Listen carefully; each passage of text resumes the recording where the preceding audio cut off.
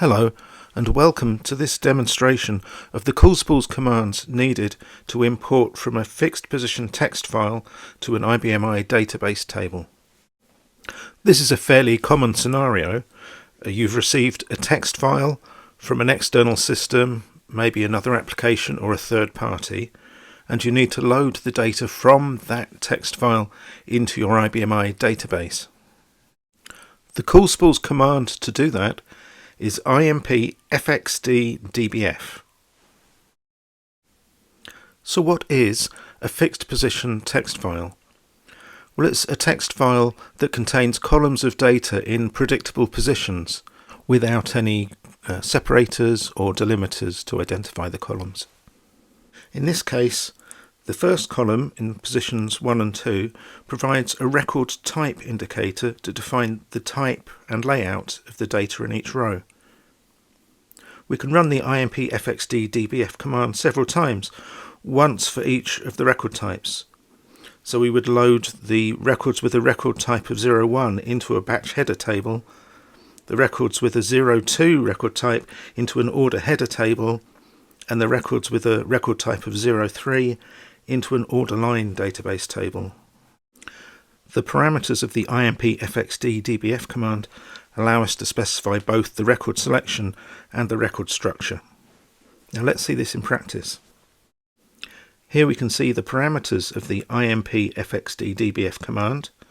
First we specify the location of the text file, and then the target database table.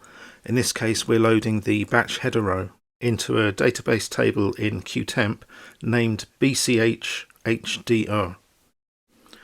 The remaining parameters on this page allow us to specify whether the data is being loaded into an existing database table or if we want to create a new database table. The next page of parameters allows us to specify the position and type of the different columns. So you'll note that the first column has a starting position of 1 and a length of 2. We can also specify the data type. For the first column we're using a special value of select only because this column, the record type, will be used for the selection of records but doesn't actually need to be loaded into the database table.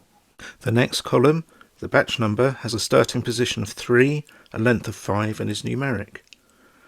Then we have a column starting position 8 for 10 characters, which is a date field named batch date, and then in starting position 18 for 30 characters we have a character field named batch text.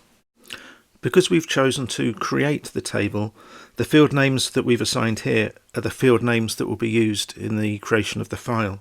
So that's the structure of the row defined. Now we need to select which rows to import, and we could specify that we only want to load row number 1, but instead we'll use the record type field or column and specify that we want to load the rows where the record type is equal to a value of 01. And finally, I just want to show you the error handling on this command. We can specify what to do if a data error occurs. For example, if we've defined a column in a particular position as numeric and it contains character data in our text file, then do we want to just stop when we encounter an error?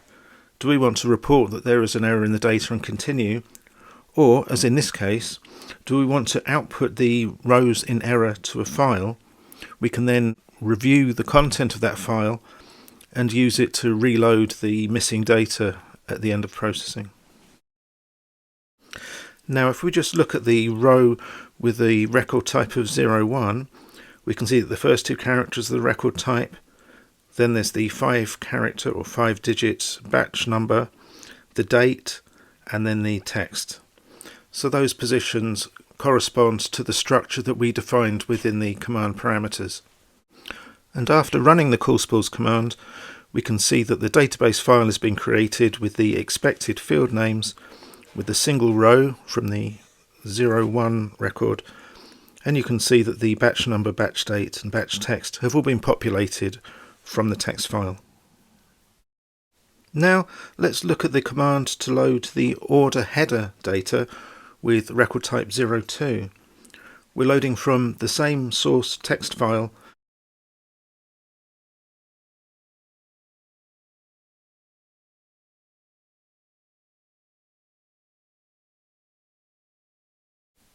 Now, when it comes to our column definitions, our first column, the record type, is defined in exactly the same way as before.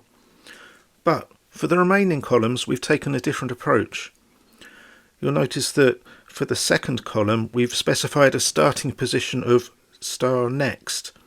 That means that it automatically starts in the next position after the previous column, so in position 3.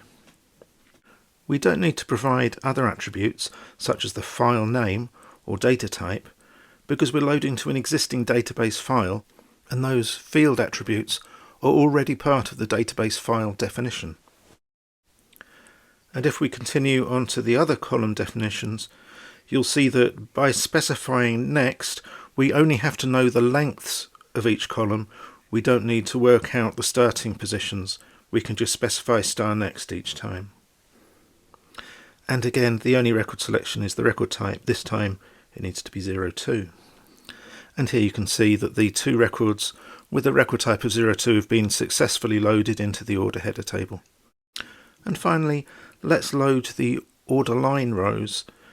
These are the ones with a record type of 03. Once again, we're specifying the positions using the special value of next. So the first column is the record type, the next column starts in position 3, and so on. Now I would just say that although next makes it easier, it does limit you to having the order of the fields in your database table being the same as the order of the fields in the text file. If you want to specify them in a different order, then you need to use an explicit starting position. And once we run the command, here are our 4 order line rows, so the 4 records from the text file with a record type of 03. So by using that simple CoolSpools command, we've loaded data from this text file in multiple structures, applying row selection and specifying the location and type of the different fields without having had to do any complex programming. So I hope that's been useful. You can find more information about this command and the other CoolSpools commands on our website www.coolspools.com.